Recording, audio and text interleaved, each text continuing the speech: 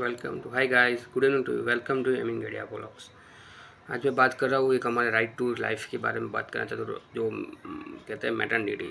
We can say right to pregnancy. So rights article under 21 उसके regarding I am talking about. हमारे देश में maternity एक MRP act है, MTR, right, with medical termination of pregnancy act 1971 96। Okay, तो उस act के according to we can 20 years तो 20 वीक्स है, तब तक तो वी कैन डू, हम लोग तब तक अबॉर्शन करवा सकते हैं उसका। और सपोज के 20 से ज़्यादा है, अप टू 24 तक है, ओके, तो हमें सिंगल वी कैन से 2 पैनल्स की रिक्वायरमेंट पड़ती है। 20 तक हमें सिंगल पैनल की रिक्वायरमेंट होती है, अलाउड है। 2024 के लिए 2 पैनल की रिक्वायरमेंट्स रहती है एक्चुअली। अरे ओके, सो 1 पैनल से भी काम चलेगा, no problem. Okay, 1 panel doctor की रिक्वायरमेंट रिकमेंडेशन चाहिए। ओके, पर 24 से प्लस 24 वीक्स हो गया। ओके, अब उसने कहा कि हमें पॉलिसी मुझे पे पॉलिसी चेंज करनी चाहिए। हमें चाहे 1 डेज भी पेंडिंग है, फिर भी they have the right to life with the right to pregnancy.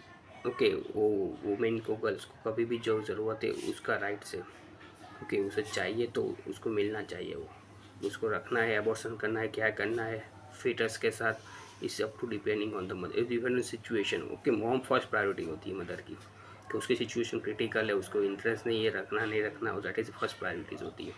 Okay, उसके साथ चाइल्ड सेकंड प्रायोरिटीज़ में आता है, क्योंकि उसका राइट्स है वो, क्योंकि इससे भला बड़ा कहाँ है, उसके अंदर जो फीटस है, ओके, उसके अंदर जो भी यूट्रस है उसके अंदर पड़ा बड़ा। ओके, तो उसका राइट है। इस केस में सब माइनर में भी हो सकता है, सपोज माइनर है, अरे कॉम्प्लिकेशंस नहीं, कॉम्प्लिकेशन भी हो सकता है किसी टाइप का, हमको इंटरेस्ट नहीं है, पहले ही आपकी ऐसा लगा कि मैं मैच्योर नहीं हूँ।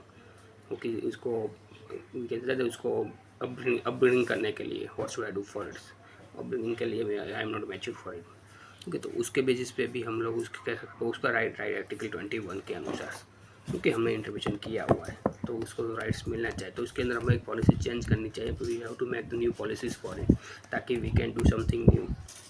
ये चीज़ बहुत सारे केसेस में हो रही है ना, अभी इसी से demand of this times, time की डिमांड्स भी है, हमें करना भी चाहिए। ओके, ताकि सबको जो भी वुमेन की सब बहुत सारे फेसिंग करे, क्योंकि पहले ऐसी सिचुएशन नहीं है, अब सिचुएशन आ रही है। सब कितने भी 11-12 की जो गर्ल्स है, ओके, वो प्रेगनेंस हो जाती है, क्योंकि प्रेगनेंसी होने के लिए कोई सिचुएशन नहीं होती, पर जब भी उसका जो एग रिलीज होता है वुमेन का, क्योंकि normally made of the menstrual cycles होता है 14 डेज़ के बाद, बस 28 डेज साइकिल, तो 14 डेज़ के around before 3 days, okay, 14 days 50, okay, 11 से स्टार्ट करता है, तो उसको जब भी स्पर्म मिल जाए, ओके, तो स्पर्म 3 डेज तो रह सकता है उसके यूट्रस के अंदर, okay, inside of the fallopian tube के अंदर वो सर्वाइव कर सकता है ओवर दैट्स।